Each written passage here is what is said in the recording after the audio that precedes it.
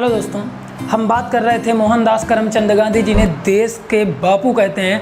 थोड़ा सा उनके परिवार के बारे में जान लेते हैं। उनके जो पिता थे या परिवार था, कौटुंब था, वो पंसारी का धंधा किया करता था, लेकिन 3 पीढ़ियों से वो दीवानगिरी का काम किया करते थे। उनके पिता राजस्थान के कोर्ट के सदस्य भी बने तथा उनके पिता का नाम था कबा गांधी। गांधी जी के पिता का नाम था कबा गांधी और उन्होंने 3 शादियाँ की थी। 6 बच्चे थे। गांधी जी के पिता ने 3 शादियाँ की थी, 6 बच्चे थे। और मैं बता दूं, गांधी जी सबसे छोटे थे, सबसे शर्मीले थे, सबसे सीधे थे और अंधेरे से भी डरा करते थे, क्योंकि गांधी जी बड़े नाजों से पले थे, छोटे थे। अगर कोई बड़ा इनको डांट देता था तो बड़ी जल्दी डर जाते थे, मतलब रोने लगते थे। और गांधी जी की जो माता थी उनके बारे में एक कहानी है। गांधी जी की जो माता थी उनके बारे में गांधी जी लिखते हैं एक कहानी कि गांधी जी की माँ जब कभी ठंडियों का मौसम होता था, सूरज नहीं निकलता था, तो वो खाना नहीं खाती थी, यानी सूरज को देखकर खाना खाती थी। कभी सूरज नहीं निकलता था, खाना नहीं खाती थी। तो ठंडियों के मौसम में गांधी जी कहते हैं जब हम छोटे छोटे से थे तो जब सूरज निकल आता था तो गांधी जी लोग दौड़ के जाते थे, मम्मी मम्मी देखिए सूरज निकल आया, चलो चलो, मम्मी दौड़ के आती थी। लेकिन कभी धूप आ जाए, बादल आ जाए, जब धूप रहती थी और बादल आ जाए, सूरज ढक जाए, तो वो खाना नहीं खाती थी। कहती थी जैसी प्रभु की इच्छा, मैं आज खाना नहीं खाऊंगी। और धीरे धीरे करके गांधी जी का जो जीवन चलता रहता है। तब गांधी जी का जन्म 2 अक्टूबर 1869 को पोरबंदर के काठियावाड़ में होता है। काठियावाड़ एक गांव टाइप का रहता है, वहीं पे होता है। उसके बाद गांधी जी के जो पिता रहते हैं, इनकी पढ़ाई करने के लिए पोरबंदर इनको लिवा जाते हैं। पोरबंदर में गांधी जी का बचपना बीतता है, वहीं पर ये पढ़ाई करते हैं। गांधी जी उस समय 7-8 वर्ष के रहते हैं। उस समय प्राइमरी में गांधी जी का एडमिशन करा दिया जाता है। तो गांधी जी की जो राइटिंग रहती है बड़ी गंदी रहती है, बहुत ज़्यादा कमज़ोर रहते हैं, हमेशा डरते रहते हैं, हमेशा क्लास में पीछे बैठते हैं। तो एक दिन क्या होता है, मास्टर साहब इनको देते हैं, इंग्लिश के 5 शब्द रहते हैं लिखने के लिए, केटल, लेकिन गांधी जी उसको लिख नहीं पाते। बाकी सब बच्चे लिख देते हैं, सबको वाहवाही मिलती है, गांधी जी गलत लिख देते हैं। जब गलत लिख देते हैं तो मास्टर इनको खूब पीटते हैं। आपने सुना होगा अपने पापा मम्मी लोगों से कि पहले के मास्टर कैसे मारा करते थे। उसी तरीके गांधी जी को बहुत मारा, वहीं पे मतलब पीट दिया डंडे से, किल्ली से, इससे, मुक्के से, तमाचों से, बहुत मार। गांधी जी बैठ के रोते रहे, बेचारे बहुत परेशान हुए। लेकिन गांधी जी ने इस बार टीचर को अपने गाली नहीं दी। हाँ, वो बचपन में सीख गए थे दोस्तों के साथ अपने गुरुजनों को गाली देना, लेकिन वो थोड़े समझदार हो गए थे, उनके मन में अपने टीचर के प्रति आदर सम्मान आ गया, तो वो इस बार गाली नहीं देते थे। तो इसके बाद गांधी जी का थोड़ा सा आगे हम और देखते जाएंगे। उसी समय क्या होता है, गांधी जी के जीवन में थोड़ा सा बदलाव आता है। गांधी जी के जो पिता रहते हैं उनकी एक अलमारी रहती है। गांधी जी के पिता की एक अलमारी रहती है जिसमें बहुत सारी बुक रखे थे। जैसे मान लीजिए हमारे घर में आपके पापा की अलमारी होती है, उसमें बहुत सारी बुकें होती हैं। उसी प्रकार गांधी जी के पिताजी की एक अलमारी थी जिसमें बुक रखी होती थी। तो उसमें से गांधी जी को एक बुक मिलती है जिसका नाम है श्रवण पितृ भ्रांता, यानी पिता का सेवक। श्रवण के बारे में थोड़ा सा बता दूं आप लोगों को, जिसका गांधी जी के जीवन पर बहुत गहरा प्रभाव पड़ा था। क्या होता था, श्रवण एक ऐसा व्यक्ति था जो अपने माता पिता को, बूढ़े थे, अंधे थे, जो देख नहीं पाते, उनको कंधे पे लेकर हर जगह लेकर जाता था। नदी, संगम, हर जगह, मतलब सब मंदिरों के दर्शन कराया करता था। तो गांधी जी पर जब उसको पढ़ते हैं तो गांधी जी के जीवन पर इसका बड़ा गहरा प्रभाव पड़ता है। गांधी जी भी अपने पिताजी की खूब सेवा करते हैं अंतिम क्षणों तक। गांधी जी अपने पिताजी का साथ नहीं छोड़ते, कितना भी दुख हो, कुछ भी हो, हमेशा पिताजी की सेवा करते हैं।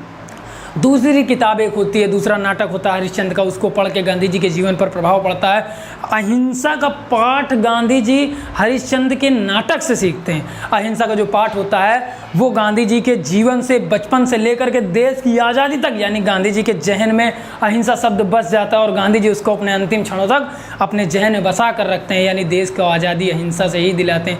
गांधी जी ने हिंसा नहीं की कभी। और इसके बाद मैं बता दूं, गांधी जी की राइटिंग बड़ी गंदी बना करती थी। सो गांधी जी इसके पीछे कभी कभी मार भी खाते थे, स्कूल से भगा दिए जाते थे, बहुत ज़्यादा डांट भी खाते थे। तो गांधी जी को अफसोस भी होता था, लेकिन क्या करें, राइटिंग बिगड़ जाती थी, कभी लिख नहीं पाते थे। सो अब थोड़ा सा आता है बाल विवाह, क्योंकि उस समय जो शादियाँ हुआ करती थी जल्दी कर दी जाती थी। बचपन में ही 13 साल, 8 साल, 7 साल, कुछ तो ऐसी कहानियाँ होती थी कि पैदा होते ही शादी कर दी जाती थी। यानी आपके लड़का हो तो और मेरे लड़की हो, मान लीजिए ऐसा, तो लड़की लड़का की शादी करा देते थे, वो अनजान होते थे उनकी शादी। तो इसी तरह गांधी जी के साथ हुआ। गांधी जी की पहली शादी 7 वर्ष की उम्र में हुई थी। सो वो पत्नी ख़त्म हो गई। गांधी जी ने उसके बारे में ज़्यादा जानकारी नहीं दी, क्योंकि गांधी जी छोटे हैं, उनको बड़ों से पता चला कि मेरी शादी हुई थी, पत्नी ख़त्म है, वो भी लिख देते हैं। लेकिन दूसरी शादी जो उनकी हुई थी वो हुई थी 9 वर्ष की उम्र में। 9 वर्ष की उम्र में हुई थी। तो जो 9 वर्ष वाली पत्नी थी उनको टाइफाइड हो गया था। जब वो पत्नी को टाइफाइड हो जाता है वो भी ख़त्म हो जाती है और गांधी जी की फिर से शादी नहीं होती। अब 13 वर्ष की उम्र में, उस समय गांधी जी हाई स्कूल में होते हैं, उस समय गांधी जी की शादी लगती है और गांधी जी 13 वर्ष के होते हैं। गांधी जी की जिस स्त्री से शादी लगती है उनका नाम होता है, या जिस लड़की से शादी लगती है उसका नाम होता है कस्तूरबा बाई गांधी, जो अंतिम क्षणों तक गांधी जी का साथ देती हैं। उस समय क्या होता था कि परिवार में बड़े पापा, चाचा, दादा, जितने भी परिवार के लड़के होते थे सबकी शादी एक साथ कर दी जाती थी। पता है आप लोगों को क्यों? क्योंकि क्या होता था कि जितने कम लोग, मतलब एक बार में शादी कर दी जाएगी, पहली बात तो पैसे कम लगेगी, रिश्तेदार जितने होंगे, गेस्ट होंगे, एक बार आएंगे और ज़्यादा पैसा बर्बाद नहीं होगा। मतलब एक बार की सारी सेवाएं जितनी भी होती थी एक बार में पूरा निपटा दिया जाए, बार बार का झाम खत्म। मतलब बार बार की टेंशन, प्रॉब्लम्स सबसे निपटने के लिए एक बार शादी कर दी जाती थी। आप कितने में पढ़ते हैं, क्या पढ़ते हैं, कोई मतलब नहीं होता था। परिवार वालों का धर्म होता था कि शादी करना है, बस वो शादी कर देते थे। सो आगे हम देखेंगे क्या होता था कि जैसे मान लीजिए आपकी हमारी शादी तय हो जाए तो घर के बड़े बुजुर्ग जो होते थे, भाभी लोग, दीदी, मम्मी लोग, सब लोग कभी कभी छेड़ दिया करती थी। कस ऐसे थोड़ा सा कर दिए तो आप लोग थोड़ा सा शर्मा जाते थे। गांधी जी क्या करते थे, पिताजी को देख के सिर नीचे कर लिया करते थे, सही से बात नहीं कर पाते थे, नज़रें नहीं मिला पाते थे। लेकिन जो घर के बुजुर्ग होते थे, भाभी लोग, बच्चों को समझा करके, यानी नादान बालक तो थे, उनको समझा करके भेजा जाता था कि परिवार में कैसे रखना है, परिवार को कैसे संभालना है, क्या होता है परिवार। मान लीजिए आपकी हमारी शादी हो जाए, जानते हैं परिवार क्या होता है? अरे यार, परिवार क्या समझ थी उनको, नादान बालक थे, शादी हो जाती है, जैसे तैसे जीवन आगे बढ़ता जाता है। क्या होता है कि आगे हम देखते हैं थोड़ा सा, गांधी जी सोचते हैं कि यार मेरी पत्नी जो कस्तूरबा बाई गांधी रहती हैं अनपढ़ रहती हैं, तो गांधी जी अपना पति तो समझते हैं और अपनी पत्नी यानी कस्तूरबा बाई गांधी को पढ़ाते हैं, मतलब कि उनको सिखाते हैं। गांधी जी पढ़े लिखे रहते हैं तो कहते हैं कि थोड़ा सा पढ़ा दिया जाए और उनको पढ़ाते हैं। आगे हम देखेंगे पतित्व। पतित्व यानी पति के पत्नी के प्रति कर्तव्य या धर्म क्या होते हैं। तो क्या मैं बता दूँ, थोड़ा सा बताता हूँ आपको।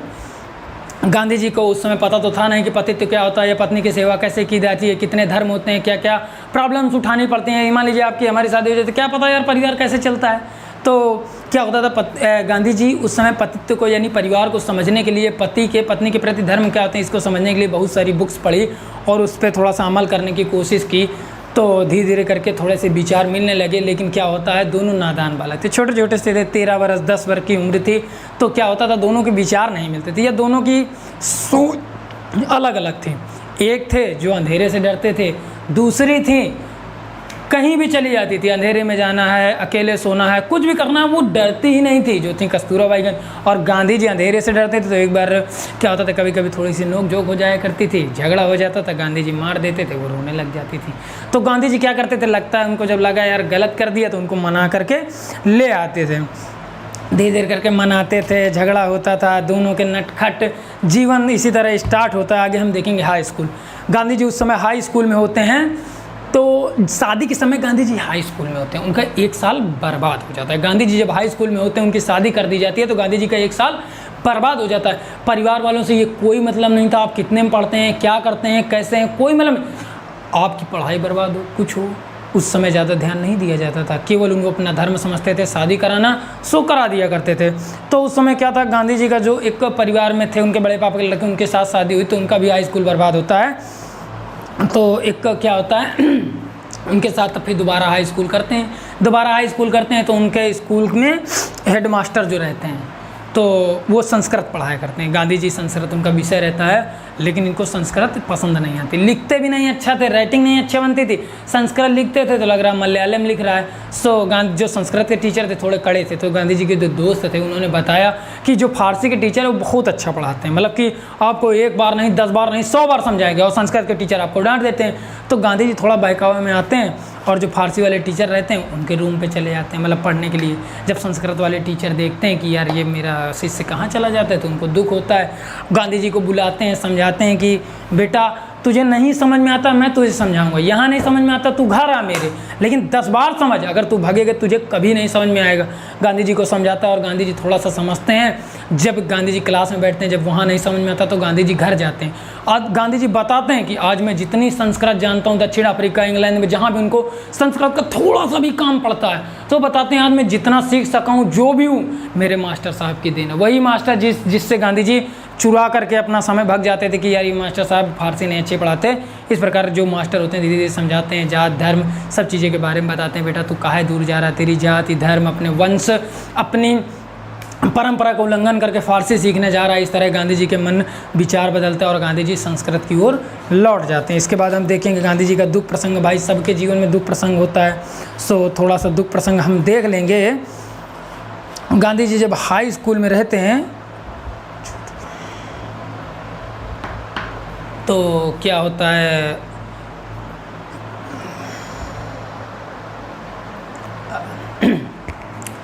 गांधी जब हाई स्कूल में रहते हैं तो इनके कुछ दोस्त बन जाते हैं। दोस्त क्या बन जाते हैं, इनके जो बड़े पापा के लड़के रहते हैं उन्हीं के दोस्तों को अपना दोस्त बना लेते हैं, लेकिन वो बड़े निठल्ले और बिगड़े हुए होते हैं। सो इनके परिवार वाले इनको मना करते हैं कि बेटा वो दोस्त तुम्हारे सही नहीं है, बहुत गंदे दोस्त हैं, तुम बिगड़ जाओगे। सो गांधी जी उनको ये सांत्वना देते हैं कि जब मैं अच्छा हूँ, मैं बिगड़ा हुआ नहीं हूँ, तो तुम्हें क्या प्रॉब्लम है, मैं उन्हें सुधार दूंगा, मैं सही हूँ, किसी की हिम्मत नहीं कि मुझे बिगाड़ सके। लेकिन गांधी जी लिखते हैं कि जब बुरी आदतें होती हैं ना तो उनका लोगों पर असर जल्दी पड़ता है, बुरी आदतों का असर जल्दी पड़ता है। सो गांधी जी पर पड़ा। गांधी जी क्या करते थे, धीरे धीरे करके उन दोस्तों के साथ मिले, दोस्ती की और मांस मदिरा सीख गए। जब मांस मदिरा सीख गए धीरे धीरे करके, गांधी जी मांस खाने लगे। केवल गांधी जी के मन में इतनी चाहत थी कि दोस्तों ने बता दिया कि अगर आप मांस मदिरा खाएंगे तो आप अंधेरे से नहीं डरेंगे, कहीं भी चले जाएंगे, देश को आज़ादी दिला सकेंगे, दौड़ेंगे तेज, क्योंकि गांधी जी कमज़ोर थे इन सब चीज़ों में। सो गांधी जी ने मांस मदिरा स्टार्ट कर दिया और धीरे धीरे करके नदी किनारे जा करके कहीं बना करके खाते थे। ज़्यादा पैसे तो हुआ नहीं करते थे, तो ही 3 बार ये हो पाया। लेकिन एक बार गांधी जी ये बात अपने घर में कभी नहीं बताते, क्योंकि इनके जो परिवार था, माता पिता थे, वैष्णव वंश से थी। तो इनको लगा कि अगर मैं अपने माता पिता जी को ये बात बता दूंगा तो उनकी अनजाने में मौत ना हो जाए, मैं अपने माता पिता का कातिल न बन जाऊँ। सो बहुत दुख होता है। दूसरा दुख प्रसंग गांधी जी अपनी बुक नोट्स में लिखे हैं, मतलब पॉइंट वाइज पॉइंट, सो मैं भी पॉइंट वाइज बता रहा हूँ, आप लोग समझें। तो दूसरा दुख प्रसंग क्या होता है, गांधी जी जब बताते हैं मांस मदिरा किया, सिर्फ वो बताते हैं कि मेरे जहन में इतना था कि मैं अपने देश को आज़ाद करा सकूं, शरीर अच्छा बना सकूं, दुबले पतले थे, आदि लाभ आए थे, लोगों ने बताए थे। सो गांधी जी ने मांस मदिरा स्टार्ट किया था। कोई उनकी आदत नहीं थी ऐसी कि वो मांस मदिरा खाते थे या बचपन से खाते थे। धीरे धीरे करके क्या होता है, जब एक बार क्या होता है यार, गांधी जी के जो दोस्त होते हैं इतने नालायक होते हैं कि गांधी जी को वैश्याएँ होती हैं जो उनके एरिया में ले जाते हैं, तो वो सब नालायकी करते हैं, मतलब इधर उधर का आप लोग समझ सकते हो।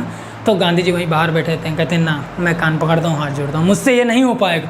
गांधी जी वहीं बाहर बैठते रहते हैं। गांधी जी आगे भी बताते हैं कि अन्य प्रॉब्लम्स आई लेकिन मैं बचता रहा, हर एक प्रॉब्लम से मैं बचता रहा, हर एक प्रॉब्लम से बाहर आता रहा, ये प्रभु की ही मर्जी थी या मेरा आत्म कुछ था। धीरे धीरे करके गांधी जी बताते हैं चोरी और प्रायश्चित क्या था। गांधी जी उसमें हाई स्कूल से थोड़ा से पहले की बात है, जब हाई स्कूल में तो उससे पहले की बात, यानी बचपने की बात गांधी जी को याद आ जाती है। सो बताते हैं गांधी जी और गांधी जी के जो बड़े पापा का लड़का था या परिवार में कोई था, वो दोनों अच्छे दोस्त होते हैं। क्या होता है, उनकी एक गंदी आदत पड़ जाती है, बीड़ी पीने की। बीड़ी पीने की आदत ऐसे पड़ जाती है कि उनके घर में कोई बड़ा बुजुर्ग आता था, कहता था जाओ बेटा बीड़ी जला लाओ। तो मान लो हमारे घर में छोटे में कभी कभी आपके घर में आते थे, बेटा बीड़ी जला लाओ, तो हम लोगों की क्या आदत होती थी, यार मस्त धुआं निकल रहा है, यार मज़ा आ जाती थी। सो गांधी जी के साथ भी हो, गांधी जी धीरे धीरे करके इसकी आदत पड़ गई। कोई कहता था जाइए बीड़ी जला लो बेटा, तो गांधी जी जाते थे और मज़ा आ गई, यार नाक से धुआं निकल रहा, मुँह से धुआं निकल रहा, मज़ा आ गई। गांधी जी खूब खुश कि यार यस अब तो मज़ा आ गई। तो क्या करते, धीरे धीरे करके गांधी ने बहुत सारी बीड़ी चुरा ली, इतनी सारी, या मैं कहूँ बहुत सारी करके धीरे धीरे बीड़ी, नई बीड़ी खरीदने के पैसे नहीं थे। और एक आदत गंदी और पाली, वो क्या करते थे, अपने नौकर थे उसके पैसे चुरा लिया करते थे। ज़्यादा मौका तो मिल नहीं पाता था लेकिन वो पैसे खूब चुरा लिया करते थे। अब ये आदत तो एक थी ही, दूसरी आदत ये पड़ गई कि पान खाने की, कि मस्त पीक मारेंगे यार, ओंठ लाल हो जाएंगे, मज़ा आएगी खूब। लेकिन क्या होता है, पैसे तो होते नहीं हैं। सो बड़ी प्रॉब्लम्स आती है कि यार पैसे हैं नहीं, मैं कैसे पीऊँगा, क्या करूँगा, बड़ी दिक्कत आती है। सो कोई बताता है कि यार एक पेड़ होता है, उसकी छाल यानी ऊपर की जो खाल होती है उसको तुम तोड़ के खाओगे तो मस्त पान तरीके पीक आएगी, मस्त स्वाद है। तो गांधी जी सोचते हैं यार वाह, आप तो फ्री में काम हो गया यार, बिना पैसे के, मतलब पान वाला स्वाद। सो खूब गांधी जी पेड़ की खोज में निकल जाते हैं और खूब पेड़ तोड़ वही छाल निकाल के लाते हैं, खूब खाते हैं। ये मस्त मज़ा आ रही है बाबू, बीड़ी है, पान है, पूरा। लेकिन क्या होता है, धीरे धीरे करके गांधी जी को ये एहसास होता है कि ये सब गलत है। जैसे मान लीजिए मैं कुछ या आप लोग कुछ बुरी आदतें सीख जाएं तो एक अंतरात्मा होती है, वो बोल देती है कि बेटा ये गलत है अंदर से। सो गांधी जी को एहसास हुआ और गांधी जी ने इसको पश्चाताप किया और अब सोचे कि यार मन में एक बात आती कि अब आत्महत्या कर लूँगा, क्योंकि यार मैंने दोस्तों को कहा, उनके साथ बिगड़ गया, वैश्याओं के साथ गया, मतलब वैश्याओं के एरिया में गया, पान खाया, बीड़ी पिया, मतलब सब बुरी आदतें मेरे अंदर आ गई। यार मेरा जीना बेकार है यार। जो पितृ भ्रांता श्रवण की कहानी पढ़ी, नाटक पढ़ा हरिश्चंद्र का, यार कोई मतलब नहीं यार, मैं सबको धोखा दे रहा हूँ अपने पापा मम्मी। इतना दुख होता है कि दोनों जो होते हैं डिसाइड करते हैं कि अब शाम को 4 बजे केदारनाथ मंदिर में अपनी हम जान दे देंगे। लेकिन उस समय जहर खरीदने के पैसे नहीं होते हैं, दुकान में जाते हैं, छोटे होते हैं और पैसे तो होते हैं तो इनको दुकानदार भगा देता है। तो क्या करते हैं लोग, धतूरे का एक फल लेते हैं। धतूरा आप लोग जानते होंगे, जो शिवरात्रि में चढ़ाया जाता है शंकर जी को, छोटा सा होता है, उसके ऊपर कांटे कांटे लगे होते हैं, उसको तोड़ के लाते हैं और शाम का डिसाइड करते हैं और 2-2 उनके बीजे खा लेते हैं। जब बीजे खा लेते हैं तो इनको उल्टी होती है, पलटी होती है, सुस्त पड़ जाते हैं, ढीले पड़ जाते हैं एकदम से। जब इतना सब हो जाता है तो गांधी जी का जो मौत का सोचना था, यानी आत्महत्या का जो विचार था जहन में, मन में, जहन तक से उतर गया। यानी जो विचार किए थे कि अब आत्महत्या हम कर लेंगे, मर जाएंगे, जहन तक से उतर गया, क्योंकि इतनी प्रॉब्लम्स होती। गांधी जी ने कहा, आगे वो लिखते हैं कि जितना सोचना सरल है कि आत्महत्या कर ली जाए, उससे कठिन उसको करना होता है। सो गांधी जी के मन में ये सब विचार आते हैं और गांधी जी इस प्रकार धीरे धीरे करके ये सब छोड़ देते हैं। और दिक्कतें आती हैं, लेकिन गांधी जी हर एक दिक्कत से बचते रहते हैं। अब गांधी जी के आगे हम देखेंगे। अब गांधी जी के थोड़ा सा ये जीवन हो गया, पिताजी का जीवन देख लेते हैं। गांधी जी के पिता की मृत्यु हो जाती है और दोहरी श्रम। क्या होता है, उसी समय गांधी जी के जो पिता रहते हैं उनको पाइल्स होती है। गांधी जी हर जगह ले जाते हैं, बहुत इलाज कराते हैं, लेकिन वो सही नहीं हो पाते हैं क्योंकि बहुत गहरा घाव हो जाता है। गांधी जी उनको कई जगह अस्पतालों में ले जाते हैं, लेकिन पिताजी मना कर देते हैं कि मैं ऑपरेशन नहीं कराऊंगा और पिताजी इस प्रकार धीरे धीरे करके ज़्यादा गंभीर होते जाते हैं। एक बार की कहानी है कि गांधी जी अपने पिताजी की मरहम पट्टी, घाव को धुलना, बिस्तर साफ़ रखना, सब चीज़ें गांधी जी स्वयं करते हैं, बहुत सेवा करते हैं पिताजी की। गांधी जी लिखते हैं कि मेरी सुबह गांधी जी के पिताजी के चरणों से होती है और शाम पिताजी के चरणों पे ख़त्म होती है। मतलब स्कूल जाते थे, स्कूल की जैसे ही छुट्टी हुई तुरंत घर भागाते थे और पिताजी की सेवा में लग जाते थे, दिन भर लगते थे। थोड़ी सी एक कहानी है बीच में कि उसी समय एक हेड मास्टर आए थे, वो मना कर देते हैं कि नहीं समय से स्कूल जाओ, पढ़ाई करो, ये करो, वो करो, लेकिन गांधी जी कहते हैं नहीं सर, मैं कोई मस्ती नहीं करता, कुछ नहीं करता, मैं पिताजी की सेवा करता हूँ, सिर्फ मैं पिताजी की सेवा करूँगा और मस्ती कुछ नहीं करूँगा। उसी समय क्या करते हैं गांधी जी, अपने पिताजी से एक पत्र लिखाते हैं और ले जाते हैं। मास्टर साहब उसको देखते हैं, गांधी जी को छुट्टी दे देते हैं अपने पिताजी की सेवा करने के लिए। गांधी जी लेकिन स्कूल जाते हैं, योगा करने के लिए नहीं जाते। तो क्या होता है, जैसे स्कूल की छुट्टी होती है गांधी जी तुरंत स्कूल से भागते हैं और पिताजी की सेवा में लग जाते हैं। उसी समय क्या होता है, इलाज कराते हैं, लेकिन पिताजी गंभीर होते चले जाते हैं। उसी समय एक थोड़ी सी घटना हो जाती है, उनके चाचा आ जाते हैं उसी समय। तो चाचा और गांधी जी मिलकर सेवा करते हैं। तो एक समय क्या होता है, गांधी जी अपने पिताजी की खूब सेवा करते हैं। तो चाचा जी कहते हैं, तो रात के 10 बजे होते हैं, तो गांधी जी से कहते हैं कि बेटा तुम अब थक गए होगे, थोड़ा आराम कर लो, जाओ रूम पे, मैं पिताजी की सेवा करता हूँ। तो गांधी जी रूम पर चले जाते हैं, गेट खटखटाते हैं, कस्तूरबा बाई गेट खोलती हैं। जब अंदर जाते हैं थोड़ा सा नाश्ता उठाते हैं, आराम करने के लिए नहीं बैठते हैं। उतने में पीछे से नौकर आता है, दौड़ में, घर घर में नौकर रहता है, दौड़ के नौकर आता है, बेटा बेटा बेटा, गेट खटखटाता है। गांधी जी डर जाते हैं, यार हुआ क्या।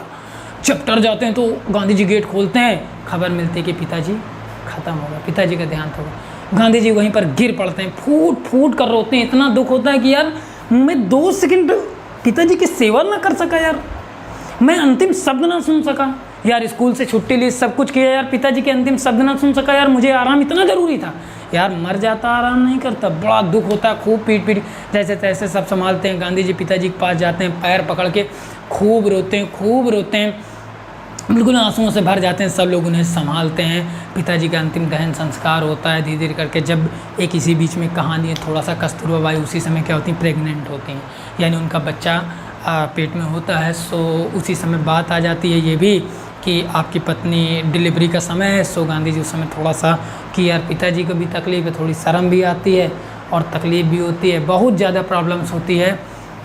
जैसे तैसे थोड़ा संभालते हैं, थोड़ी शर्म होती है, गांधी जी को बड़ी दिक्कतें उठानी पड़ती है, गांधी जी का जीवन थोड़ा सा बदल जाता है। इसी समय हम देखेंगे आगे गांधी जी के बदलते हुए जीवन को, उनके जीवन में आए बदलावों को, सब चीज़ हम देखेंगे। आगे देखते हैं हम क्या होता है, तैयारी करते हैं, सब चीज़ करते हैं, थोड़ा सा जीवन बदल जाता है। अब क्या होता है, धर्म झांकी। गांधी जी ने कभी धर्म तो देखा नहीं था, धर्म के बारे में किसी ने बताया नहीं था कि धर्म क्या होता है। एक गांधी जी के घर में थी नौकरानी, रंभा नाम था उनका, उन्होंने बताया था कि धर्म क्या होता है, कैसे होता है, सब चीज़ धर्म के बारे में बताते हैं। रामायण अच्छी तरीके सब चीज़ों के बारे में जानकारी दी थी। गांधी जी के घर के पास एक छोटा सा मंदिर होता है, उसमें एक पुजारी की एक कहानी थी, सो मैं बता दूँ। गांधी जी इसको लिखते हैं कि जो पुजारी होते हैं उनके एक बार हाथ में कोढ़ हो जाता है। कोढ़ यानी हाथ जो गल गल के निकलने लग जाता है, मान सही नहीं होता। तो उनकी कहानी थी, हनुमान जी का मंदिर था या किसी और भगवान था, मुझे सही से याद नहीं है। तो जो मंदिर का पुजारी रहता है मंदिर का, वो कहता है कि हे भगवान, अब मैं आपकी शरण में हूँ, आपकी पूजा करता हूँ, जो आप देखें। वही मंदिर में जो मूर्ति रहती है उसी के ऊपर जल डालते हैं, जल जो होता है डालते हैं, वही जल अपने हाथ में लगा लेते हैं। धीरे धीरे करके वो जल जब डालते हैं धीरे करके कोढ़ सही हो जाता है। गांधी जी देखते हैं, अरे वाह, भगवान होता है सच में। गांधी जी इतना खुश हो जाते हैं। धीरे धीरे करके गांधी जी उनके पास जाने लगते हैं, जो पंडित होते हैं गांधी जी से अच्छे से मिल जाते हैं। गांधी जी को रामायण, महाभारत, जितने भी हिंदी के ग्रंथ होते हैं, मतलब हिंदू धर्म के ग्रंथ होते हैं, उनके बारे में गांधी जी को अच्छी सी जानकारी देते हैं, अच्छे से समझाते हैं। गांधी जी कहते हैं जब वो मुझे बताते थे तो बड़ा रस आता था, बड़ा आनंद आता था, मैं बड़ा मन से समझता था और पूरा जैसे याद जैसे हो जाता था। धर्म के मार्ग पर, अहिंसा के मार्ग पर चलना उन्हीं ने सिखाया था। अब धीरे धीरे करके गांधी जी का उम्र बीतती जाती है, 10 पास कर लेते हैं। अब विलायत जाने का समय यानी विदेश जाने का समय आ जाता है। गांधी जी 1887 में मैट्रिक की परीक्षा पास कर लेते हैं। उसके बाद क्या होता है कि अब गांधी जी का हम देखेंगे जीवन उस ओर जा रहा होता है, महापुरुष बनने की ओर। आप लोग ध्यान दीजिएगा थोड़ा सा। तो मैट्रिक की परीक्षा पास करते हैं। उस समय क्या होता है, गांधी जी उसी भाई से अपने बोलते हैं कि चलो थोड़ा सा देख लेते हैं, थोड़ा सा घूम लेते हैं, अपने देश के बारे में थोड़ा सा मुंबई वगैरह घूम लेते हैं। तो उनके मना कर देते हैं। गांधी जी वहाँ अकेले हर जगह घूमते हैं, हर चीज़ को देखते हैं, जानते हैं, समझते हैं। तो बड़ी इच्छाएं होती हैं मुंबई में। सामल परिवार वाले लोग कहते हैं कि अब तुम 12 की परीक्षा यहीं मुंबई से सामल दास इंटर कॉलेज से कर लो, बाहर नहीं जाना विदेश। तो उसी समय क्या होता है, इनके परिवार के एक सलाहकार होते हैं, जैसे सबके परिवार में होते हैं भाई, कोई सलाहकार है, कोई कुछ है। तो सबके एक सलाहकार होते हैं, वो आते हैं गांधी जी के परिवार में, समझाते हैं कि यार इसको विदेश भेज दो। वहाँ जाएगा, कानून की पढ़ाई करेगा, बैरिस्टर बन जाएगा और अच्छा सा पैसा कमाएगा, मतलब मस्त पैसा कमाएगा, नाम होगा, ये होगा, वो होगा। जब ये बात थोड़ी सी कान में पड़ जाती है तो गांधी जी तो उत्साह से भर जाते हैं कि यार विदेश जाने को मिलेगा, मतलब मन खुश, यार मुझे मान लो विदेश जाने का मौका मिल जाए या आप लोगों को मिल जाए तो मन ये विदेश जा रहे हैं। उस समय गांधी जी को विदेश जाने का मौका मिला और धीरे धीरे करके बात आ जाती है। तो जोशी जी रहते हैं, वो कहते हैं कि आप टेंशन न लें, मैं विदेश में उनका परिचय गांधी जी करा दूंगा, सबसे मिलवा दूंगा, सब बातें बता देते हैं। तो उस समय गांधी जी के परिवार में ज़्यादा पैसे नहीं थे, तो चाचा एक होते हैं दादा, ये राजकोट में रहा करते हैं, पोरबंदर में। तो गांधी जी उनके पास जाते हैं मदद के लिए। उस समय ट्रेन तो चलती नहीं, ट्रेन तो चलती है लेकिन जहाँ गांधी जी रहते हैं वहाँ नहीं चलती, पोरबंदर के बीच नहीं चलती है, बाकी थाने, मुंबई थाने के बीच चलती है। 1857 में ट्रेन चली थी, लेकिन गांधी जी का जो 87 इस समय चलती थी, लेकिन वहाँ नहीं चलती थी। सो गांधी जी कहीं पैदल गए, कहीं गाड़ी से गए, बैलगाड़ी से गए, 4 दिन लगते हैं। जब पहुँचते हैं तो उनसे बात करते हैं, वो समझाते हैं कि बेटा कुटुंब से बाहर जाना, समुद्र के पार जाना, रीति रिवाज को पार करना काफ़ी। गांधी जी भी उन्हें समझाते हैं कि चाचा जी पढ़ लूँगा, आगे बढ़ जाऊँगा, मैट्रिक वकील बन जाऊँगा। सो वो धीरे धीरे करके गांधी जी की बात मान जाते हैं। जब मान जाते हैं तो क्या होता है कि सबके पैसे की थोड़ी दिक्कत हो, थोड़ी मदद कर देते हैं। लेकिन गांधी जी क्या करते हैं, विदेश जाने की इतनी लालसा होती है गांधी जी के अंदर, यानी यार नए देश घूमने की। जो पत्नी होती हैं कस्तूरबा बाई गांधी, उनके गहने बेच देते हैं और पैसा इकट्ठा कर लेते हैं और धीरे धीरे करके विदेश जाने के लिए सब चीज़ इकट्ठा। लेकिन इनके बड़े भाई जो होते हैं इनको मुंबई बंदरगाह तक छोड़ने जाते हैं। लेकिन उसी समय क्या होता है कि जाति से बाहर एक बता देते हैं। तो उसी समय गांधी जी के भाई को कोई बता देता है कि अब जून का महीना है, इस समय समुद्र में तूफान बहुत आते हैं और तुम्हारा भाई जाएगा, शायद तूफान हो जाए, कल को कोई अनहोनी हो जाती है। सो गांधी जी के जो बड़े भाई होते हैं वो डर जाते हैं कि यार सही में ऐसा हो जाए, तो मेरे छोटे भाई के साथ ऐसा हो जाए, तो वो गांधी जी को मना कर देते हैं और वहीं अक्टूबर तक के लिए मुंबई में रोक देते हैं। जहाँ मुंबई में जिस घर में रोकते हैं उस घर में गांधी जी को समझाते हैं वो लोग कि बेटा तुम जाति से बाहर जा रहे हो यार, हमारे वंश में, हमारे साम्राज्य में, यानी हमारे परिवार में कोई समुद्र की यात्रा नहीं किया, यह हमारे धर्म के खिलाफ है, जाति के खिलाफ है, सब आद तरीके की विडंबना है, यानी प्रोपोगंडा या कहीं अंधविश्वास बताते हैं। लेकिन गांधी जी के मन में था कि यार विदेश घूमना है, विदेश घूमना है, नया देश घूमना है, कुछ नई चीज़ें सीखनी है। सो गांधी जी उन लोगों की बात टाल देते हैं। धीरे धीरे करके अक्टूबर का समय आ जाता है और अब क्या होता है, गांधी जी का जो जहाज़ होता है वो समय आ जाता है इंग्लैंड में बैरिस्ट्री तैयारी करने का। जब गांधी जी मुंबई बंदरगाह से रवाना होते हैं, गांधी जी की उस समय उम्र होती है 18 वर्ष की और गांधी जी इस तरह चलते थे। 1888 के 4 तारीख जून में जहाज़ बापू का रवाना होता है विदेश के लिए। सॉरी, मैं थोड़ा सा रिपीट करना चाहूँगा। इस समय गांधी जी की उम्र 18 वर्ष की होती है और 1888 के सितंबर महीने में 4 तारीख को गांधी जी का जहाज़ रवाना होता है विदेश के लिए। अब विदेश के लिए जब रवाना होता है तो क्या होता है, विलायत में पहुंचते हैं गांधी जी। जब जहाज़ में पहुंचना बड़ी दिक्कतें होती हैं। मान लो यार हम विदेश चले जाएं, हमको इंग्लिश ज़्यादा आती नहीं, आप लोगों से बता दूँ, ज़्यादा बोल नहीं पाता बट समझ जाता हूँ थोड़ा बड़ा। वैसे ही गांधी जी थे, 10 में थे, 18 साल की नई एज थी हमारी आप जैसी। तो जब जाते हैं जहाज़ में तो गांधी जी को बड़ा डर सा लगता है। कपड़े खरीदते हैं, कोट वोट टोपी वगैरह सब, मतलब अच्छे कपड़े पहन कर जाते हैं। सो वहाँ बैठते हैं तो इनको डरा सहमा देख कर एक अंग्रेज़ आता है, इनसे बातचीत करता है, अच्छे से इनकी मदद करता है। मजूमदार रहते हैं इनके साथी, उनसे बातचीत होती है। और गांधी जी जहाज़ में खाने के लिए क्या होता है कि मांस वांस सब मदिरा खाया करते हैं, तो गांधी जी भी खाने के लिए जाते हैं, लेकिन घर से लड्डू वड्डू सब बांध के ले जाते हैं। तो इनके परिवार वो जो जहाज़ में रहते हैं कहते हैं कि आप अगर मांस नहीं खाएंगे तो आप यहाँ विदेश में रह नहीं पाएंगे, अगर आप दारू नहीं पिएंगे तो विदेश को आप ठंड को झेल नहीं पाएंगे।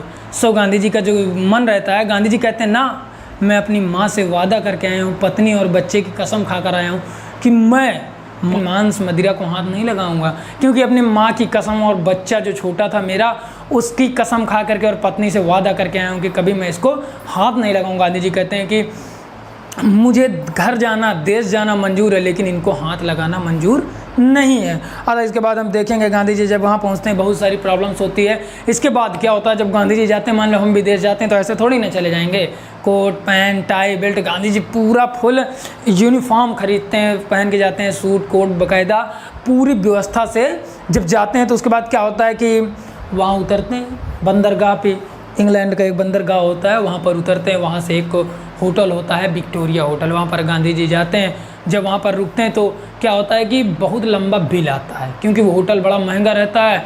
वहाँ पर रुकते हैं, खाना ना खाते हैं, थोड़ा सा मतलब सुबह का खाना नाश्ता तो ले जाते हैं, नाश्ता करते हैं, और बाद में क्या होता है कि घर से जो बांध ले जाते हैं वो खाते हैं।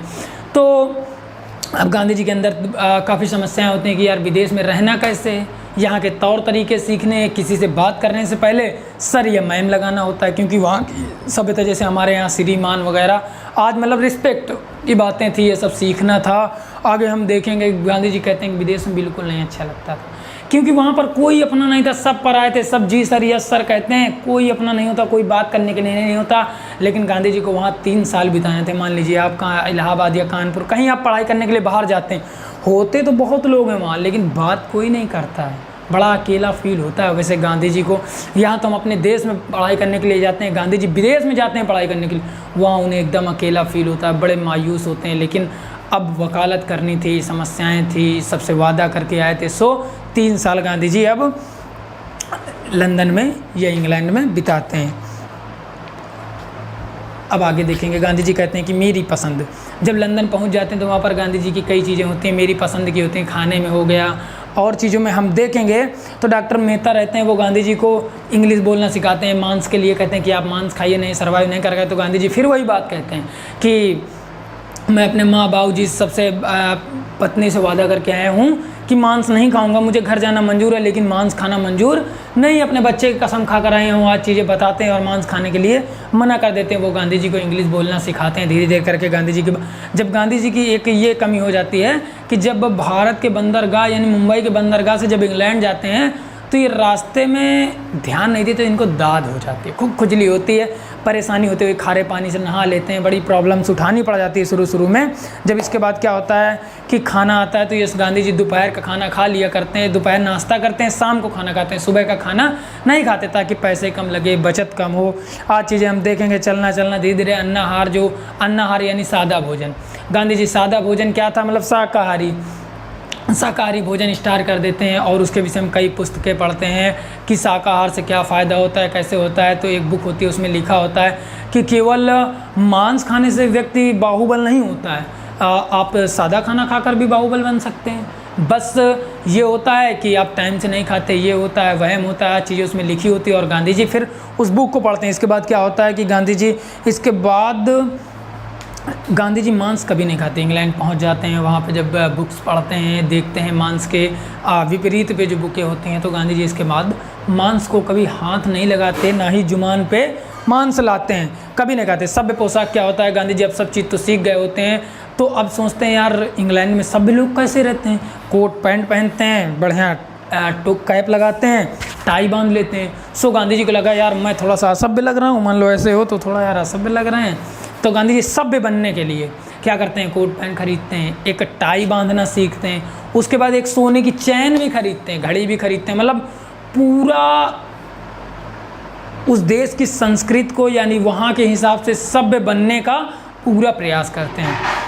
इसके बाद क्या होता है, गांधी जी सोचते हैं यार यहाँ के लोगों को डांस आता है, सभ्य लोगों को डांस भी सीखते हैं। तो गांधी जी डिस्को जाते हैं, वहाँ डांस सीखते हैं, 1,500 रुपया दे करके डांस सीखते हैं। लेकिन धीरे धीरे लगता है यार फिजूल खर्ची ज़्यादा हो गई, पैसे यार ज़्यादा बर्बाद हो रहे हैं मेरे, तो डांस वांस सब बंद कर देते हैं। कुछ समय तक मन लगा के पढ़ाई भी करते हैं गांधी जी आगे। जब गांधी जी की पढ़ाई होती रहती है, लेकिन जो पोशाक होती है सभ्य पोशाक जिसको, वो बनी रहती है। गांधी जी की सभ्य पोशाक हमेशा के लिए बनी रहती है, उसे गांधी जी कभी नहीं बदलते। आगे हम गांधी जी के बदलते हुए जीवन को देखेंगे। फेरफार यानी गांधी जी के जो बुक्स है यानी सत्य के प्रयोग काफ़ी सारे पार्ट्स में बटी हुई है, सो मैं आपको पार्ट्स में बताऊंगा। फेरफार क्या होता है, गांधी जी नए में जाते हैं भाई, तो फेरफार क्या होता है, गांधी जी शुरू में खर्च बहुत हो जाता है कि ज़्यादा पैसे खर्च हो जाते हैं, दोस्तों के चक्कर में खर्च हो जाते हैं, लेकिन होटल में खर्च हो जाता है। तो ये होता था गांधी जी जिस कॉलेज में एडमिशन करवाते हैं वहाँ पे क्या होता है कि बहुत सारे दोस्त, मान लो जब हमारे कॉलेज में आप बाहर पढ़ने जाते हैं यूनिवर्सिटी में, तो लड़कियाँ भी काफ़ी दोस्त बन जाती हैं। तो जब लड़के लड़कियों के साथ जब बाहर जाते हैं तो ऐसा होता था कि लड़के ही बिल पे किया करते थे, लड़कियों को बिल नहीं पे किया जाता। तो उस समय क्या होता था कि गांधी जी भी गांधी जी के साथ कोई जाने के लिए तैयार होती नहीं थी, क्योंकि गांधी जी बड़े शर्मीले नटखट थे। सो गांधी जी के साथ जाने के लिए कोई तैयार नहीं होता था। जैसे तैसे एक जाए, दोस्तों ग्रुप होता तो गांधी जी को पूरा खर्च देना पड़ता था। जब पूरा खर्च देना पड़ता तो लगा गांधी जी को यार ज़्यादा पैसे लग रहे हैं क्या, बड़ी प्रॉब्लम्स होती। तो गांधी जी थोड़ा सा बदल करते हैं, नाच का शौकात चीज़ें देखते हैं सब गांधी जी। इसके बाद क्या करते हैं, अब गांधी जी रूम बदल लेते हैं कि यार सारे दोस्तों को छोड़ देते हैं, रूम बदल लेते हैं। सोचते हैं गांधी जी वहाँ रूम बहुत बदला करते थे कि रूम बदलेंगे, किराया कम लगेगा, और पैदल खूब चला करते थे ताकि कार या गाड़ी में जाने का पैसा ना लगे। इस प्रकार गांधी जी पैसा बचाया करते हैं और होटल बदलते रहते हैं। परीक्षाएं होते हैं, गांधी जी पहली परीक्षा में पास हो जाते हैं। गांधी जी के जो कॉलेज रहता है उसमें हर 3 महीने में पास होते रहते हैं।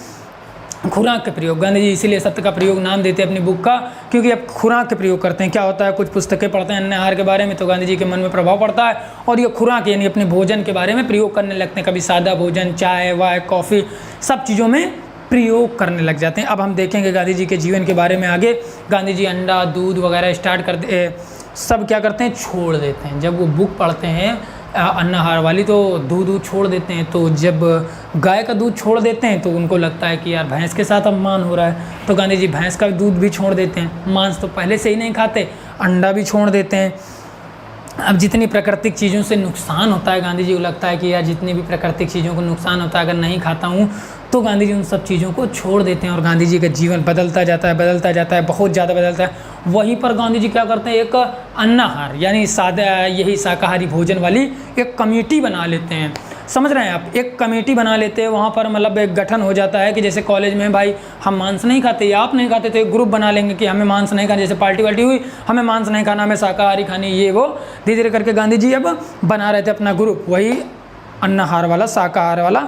इसके लिए काफ़ी गांधी जी अनुमान प्रयत्न करते हैं सब चीज़ें। लज्जाशील क्या होता है, एक बार एक बार गांधी जी अन्नाहार की कमेटी बना लेते हैं। उसमें जब कॉलेज में फंक्शन वगैरह होता है तो उस पर भाषण भी देने के लिए गांधी जी को जब कहा जाता है, तो जब गांधी जी भाषण देने के लिए जानते हैं, तो आपको बता ही चुका हूँ कि गांधी जी कितना डरा करते थे। आंखों के सामने अंधेला छा जाता है, वहीं पैर थर थर थर काँपने लगते हैं, ऐसे ऐसे डोलने लग जाते हैं, वहीं गिर जाते हैं भड़बड़ा के। जब गांधी जी गिर जाते हैं तो सब लोग हंसने लग जाते हैं। बड़ा गांधी जी को दुख होता है कि यार मैं इतना पढ़ने आया विदेश से, यार बोल नहीं पाता हूँ यार। लेकिन गांधी जी फिर से उठ खड़े होते हैं, मतलब दोबारा कोशिश नहीं हारते, अपनी हिम्मत नहीं हारते और धीरे धीरे करके आगे बढ़ने लग जाते हैं। अब गांधी जी जब कमेटी बना लेते हैं, धीरे धीरे करके कहीं भी जाते हैं तो क्या होता है कि जब कहीं भी जाते हैं, होटल हो कहीं हो, सबसे पहले बात करते हैं कि भाई आपके होटल में अन्नाहार है यानी शाकाहारी भोजन है। अगर नहीं होता तो गांधी जी वहाँ नहीं खाते थे काफ़ी बार।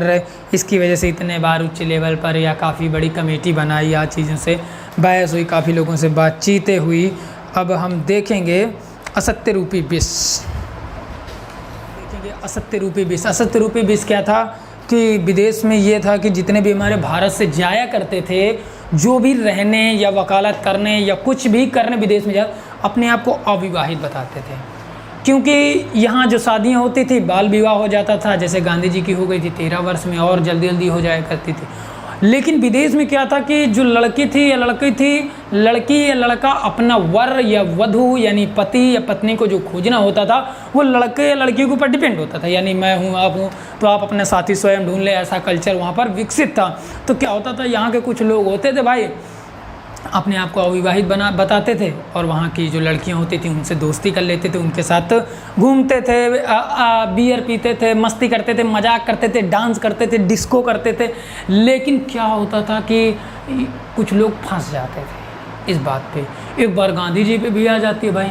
अब गांधी जी एक बार होटल में होते हैं तो अन्नाहार के विषय में थोड़ा सा पढ़ रहे होते हैं, तो उसी समय एक महिला आती है।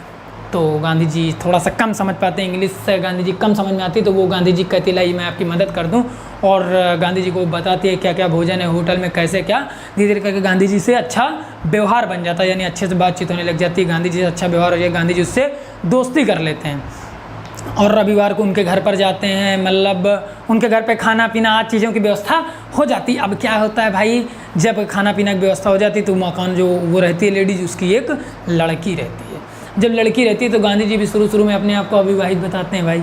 जब अविवाहित बताते हैं तो क्या होता है, वो लड़की के साथ कभी कभी गांधी जी को रूम में अकेला छोड़ दिया करते थे कि जाओ बेटा रहो आप लोग, क्योंकि गांधी जी बड़े सीधे साधे थे। सोचे यार अच्छा लड़का है, बढ़िया शादी हो जाएगी, सीधा साधा है, अच्छा कमाता है, बैरिस्ट्री कर रहा है, वकील बन जाएगा।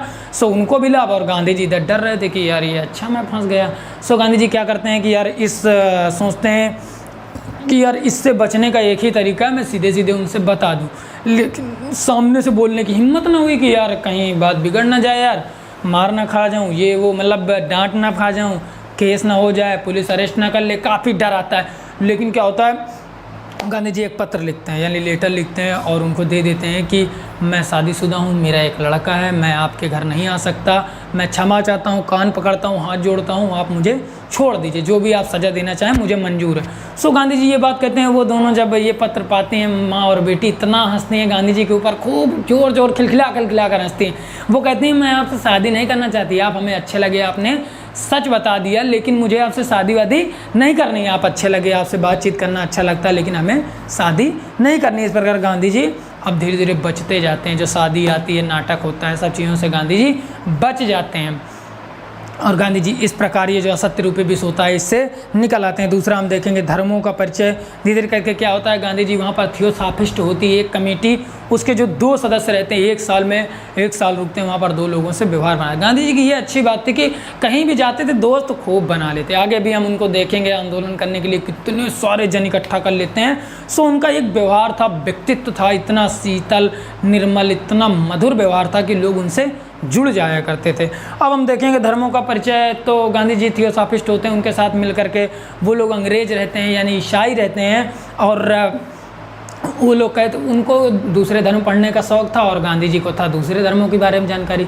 मतलब मैं आपका धर्म जानूं, आप मेरा धर्म जाने। इस प्रकार गांधी जी से वो लोग, जो गीता है हमारी हिंदू धर्म की पुस्तक है, उसके विषय में गांधी जी से उसको वो लोग गांधी जी से उसको ट्रांसलेट करवाते हैं इंग्लिश में। सो गांधी जी उसका ट्रांसलेट करते हैं आदि विषय में, हिंदू, मांस, मदिरा के बारे में, सब चीज़ के विषय में उनसे चर्चा करते हैं, धर्मों के विषय में जानकारी इकट्ठा करते हैं। धीरे धीरे करके आगे हम देखेंगे। निर्बल के बलराम, गांधी जी यहाँ पर निर्बल के बलराम इसलिए कहते हैं कि धीरे धीरे जब गांधी जी हर एक प्रॉब्लम्स में फंसते हैं, कभी भी किसी भी प्रॉब्लम्स में होते हैं तो कहीं ना कहीं से आकर गांधी जी को मदद मिल जाती है या हिम्मत है। जैसे उस महिला के चक्कर में फंस गए थे, छोटे में वैश्याओं के साथ, दोस्तों के साथ वैश्याओं के लिए गेम जाते हैं, बीड़ी पीते हैं, मतलब सब चीज़ों में गांधी जी कहीं ना कहीं से मदद आ जाती है, हिम्मत आ जाती है, जिससे वो निकल जाता था। गांधी जी यहाँ कहते हैं निर्बल के बलराम। अब हम देखेंगे नारायण हेमचंद्र, एक व्यक्ति थे वहीं लंदन में। तो जो नारायण हेमचंद्र थे ये भारत के ही थे, विदेश में जाते हैं, कविताएं लिखा करते हैं, कहानियाँ लिखा करते हैं, सो इनको पैसा मिलता है, विदेश घूमने के शौकीन होते हैं। गांधी जी वहीं थियोसॉफिस्ट जो होते हैं उन्हीं के परिवार में इनसे मिलते हैं, अच्छी दोस्ती हो जाती है। वो बताते हैं कि मुझे विदेश घूमने का शौक़ है, इसी प्रकार गांधी जी से अच्छा व्यवहार होता है, धर्म के विषय में चर्चाएँ होती हैं, सब कहती हैं। लेकिन पोशाक बड़ी देसी थी, ना कोट पैंट ना कुछ, भैया वही कुर्ता पैजामा बाकायदे। एक बार क्या होता है कि ये जाते हैं यही पोशाक पहन के अमेरिका, जब अमेरिका जाते हैं तो इन्हें हो जाती है जेल। पता है क्यों? क्योंकि असभ्य पोशाक पहने थे। आप समझ सकते हैं वहाँ पर लोग कोट पैंट किस लिए पहनते हैं, क्योंकि जो हमारे हेमचंद्र जी थे भारत के कवि, यानी लिखते थे, ज़्यादा फेमस होंगे, उस समय इनको अच्छा पैसा मिलता, तो ये जेल भी जाते हैं अपनी असभ्य पोशाक की वजह से, क्योंकि इनकी पोशाक बड़ी गंदी रहती है, इसलिए इनको जेल भी होती है, वहाँ से बात छूटती है। अब महाप्रदर्शनी जैसे मेला लगता है हमारे यहाँ, वैसे वहाँ भी लगा करता था। लंदन में पेरिस में जो टावर होता था, एफिल टावर, वहाँ पे प्रदर्शनी लगी हुई थी। जब प्रदर्शनी लगती थी लोगों का व्यवहार, लोगों से बातचीत करने का तरीका, सब चीज़ बदल जाया करता था। गांधी जी लिखते हैं कि सब अच्छे से बात किया करते थे, कोई किसी से झगड़ता नहीं था, कोई बातचीत नहीं होती, सब शांत रहते, सब एक दूसरे से प्रेम करते थे। गांधी जी वहाँ जाते हैं, 7 दिन रुकते हैं, सबसे मिलते हैं, सब जानकारी प्राप्त करते हैं, धार्मिक, राजनीतिक, सब चीज़ों की चर्चाएं करते हैं। और क्या होता है, गांधी जी बताते हैं कि एफिल टावर को कुछ लोग जो शहीद हुए थे उनकी याद में एफिल टावर बनाया गया है। सो गांधी जी कहते हैं कि कुछ लोग जो एफिल टावर है इसको कहते हैं कि मूर्खता का परिचय है, लेकिन कुछ लोग इसको महानता का परिचय बताते हैं। सो गांधी जी इसके विषय में जानकारी लेते हैं, वहाँ लोगों से मिलते हैं, सुंदर सुंदर लोग आते हैं, मतलब वहाँ गोरे लोग होते हैं, अच्छे लोग होते हैं, उनसे मिलते हैं, सब चीज़ जब घूम लेते हैं। अब आता है गांधी जी का बैरिस्टरी का समय, जब बैरिस्टर बन जाते हैं, 3रा साल होता है गांधी जी का। क्या कहते हैं वो, बैरिस्टर तो बने यानी वकील तो बने, अब आगे क्या। सो हम देखते हैं गांधी जी जब बैरिस्टर बन तो गए थे, टर्म पूरा हो जाता है, 6-6 महीने का होता है, पास तो सब हो जाया करते हैं। मान लो यूनिवर्सिटी में भाई सब मजाक मस्ती करते हैं, लेकिन पास हर एक लड़का हो जाता है, क्योंकि वही बुक्स होती हैं, उनकी नोट्स मिलती हैं, उसको खरीद के पढ़ लो, पास। जो मस्ती करते थे, मजाक करते थे, सब लेकिन गांधी जी अंतिम क्षणों में खूब पढ़ाई करते हैं, मतलब मोटी मोटी सी बुक्स होती हैं, उनको खूब खरीद लाते हैं, खूब पढ़ते हैं, मतलब खूब मेहनत करते हैं, खाना भी खूब स्वयं बनाते हैं और खूब मेहनत करते हैं। गांधी जी भी अच्छे नंबर से पास हो जाते हैं। अब वो समय आ जाता है जो गांधी जी का सपना था, आप लोग समझ गए। गांधी जी का वो समय आ जाता है जब गांधी जी बैरिस्टर कहलाते हैं। अतः गांधी जी को डिग्री मिल जाती है, सब चीज़ जल्दी जल्दी पार्टी रखते हैं, सब लोग कॉलेज में एक पार्टी रखते हैं कि यार मस्त बैरिस्टर बन गए। मान लो हम लोगों जब फेयरवेल होता है कॉलेज में, जब फ्रेशर होता है पार्टी, तो क्या होता है, फ्रेशर नए लोगों के लिए होते हैं, फेयरवेल जो निकलना होता है, तो अब गांधी जी निकलने वाले थे, वकील बन चुके थे। सो गांधी जी का पार्टी रखी जाती है। गांधी जी वहाँ पर जब जाते हैं तो मांसाहार नहीं खाते, ग्रुप बना लेते हैं, तो वहाँ पर सादा भोजन खाते हैं। गांधी जी लिखते हैं 10 जून 1891 को गांधी जी बैरिस्टर कहलाते हैं। वहाँ की हाई कोर्ट में जाकर के अपना पत्र देते हैं वकालत का कि मैं वकील बन चुका हूँ, मुझे मतलब मान लीजिए आप वकील बन जाते हैं, जब मैं बन जाता हूँ तो अपना एक पत्र लिख कर देना होता है कि मैं वकालत कर सकता हूँ इस न्यायालय में। उस प्रकार गांधी जी भी अपना पत्र लिख के देते हैं और 1891 को गांधी जी 10 जून 1891 को बैरिस्टर कहलाते हैं, यानी वकील कहलाते हैं। घर वालों का सपना था, गांधी जी का सपना था, सो गांधी जी वकील बन जाते हैं। 10 जून को बन जाते हैं और 11 जून को भारत आना होता है। जब 11 जून को भारत आना होता है, गांधी जी वहाँ से पार्टी आर्टी ख़त्म करते हैं, टिकट बुक कराते हैं और भारत के लिए रवाना होते हैं। वकालत, गांधी जी ये तो कहते हैं कि यार वकालत तो सीख लिया, वकील तो बन गए, लेकिन वकालत नहीं आती। मान लो हमारे पास तलवार हो, कट्टा हो, बंदूक हो, चलानी नहीं आती। वही था गांधी जी के साथ कि वकील तो बने लेकिन वकालत नहीं आती थी, क्योंकि ये किसी के सामने बोल नहीं पाते और वकीलों का काम होता है सबके सामने बोलना। आगे बहुत सारी दिक्कतें होती हैं, हम देखते हैं आगे आकर के। सो आइए देखते हैं गांधी जी की परेशानी। जब वकील तो बन जाते हैं लेकिन वकालत नहीं आती तो क्या होता है कि कोई कहता है कि आप इनके पास चले जाइए, उनके पास चले जाइए, मतलब हर जगह गांधी जी टहलाते हैं। जैसे मान लो कि यार आप रायचंद्र भाई के पास चले जाइए, इनके पास चले जाइए, फिरोज शाह हैं आप उनके पास चले जाइए, ऐसी बात आपको बता देंगे कि आप वकालत धड़ धड़ करने लगेंगे, सबसे फेस टू फेस बात कर सकेंगे, आपके अंदर इतनी हिम्मत जोश जगा देंगे।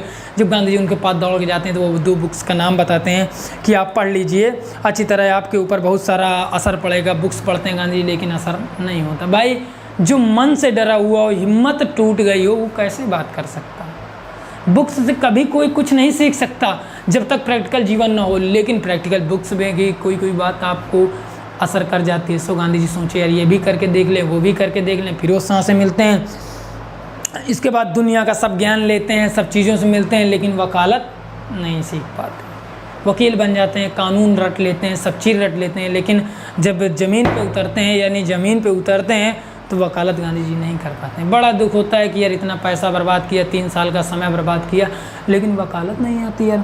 बड़ी प्रॉब्लम होती है। गांधी जी का जहाज़ वहाँ से रवाना होता है, मुंबई पर उतरते हैं। जब मुंबई पर उतरते हैं तो इनके बड़े भाई बड़े खुश होते हैं कि भाई बैरिस्टर आ गया। गांधी जी कैप लगाए हुए, कोट पैंट पहने हुए उतरते हैं। बड़े भाई इनको लिवाने जाते हैं दौड़ के हर जगह। गांधी जी का नाश्ता, घर पे रूटीन बदल जाता है, सब लोग नाश्ता चाय वगैरह पूरी व्यवस्था की जाती है। गांधी जी उस समय वकील कहलाते हैं, लेकिन गांधी के अंदर थोड़ी सी झिझक थी, यानी डर था, कसक था मन में कि यार बैरिस्टर तो बन गए लेकिन बैरिस्टर ही नहीं आती। बड़ी प्रॉब्लम थी, हम आगे उनकी प्रॉब्लम्स को देखेंगे।